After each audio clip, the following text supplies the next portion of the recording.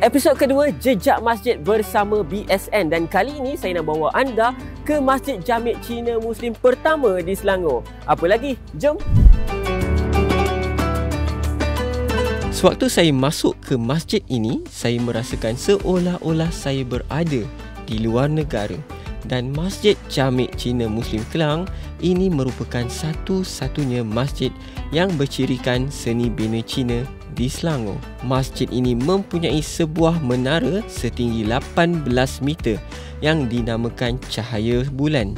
Menara ini juga bercirikan seni bina Cina serta berbumbungkan jubin tradisional yang diimport khas dari China.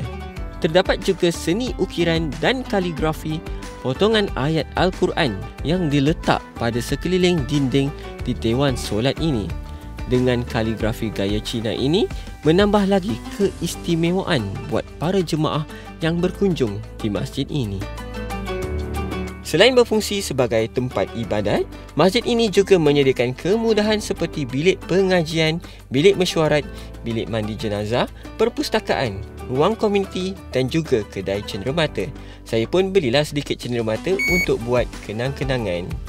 Antara aktiviti masjid yang akan berlangsung sepanjang Ramadan ini seperti iftar, solat tarawih, moreh dan witir. Saya sangat teruja dengan seni bina masjid ini. Daripada sekecil tombol pintu hingga sebesar gerbang utama, semuanya diperhalusi. Jadi anda kena datang ke masjid ini dan mengimarahkan supaya dapat merasa kelainan Ramadan pada tahun ini. Jumpa di episod seterusnya. Assalamualaikum.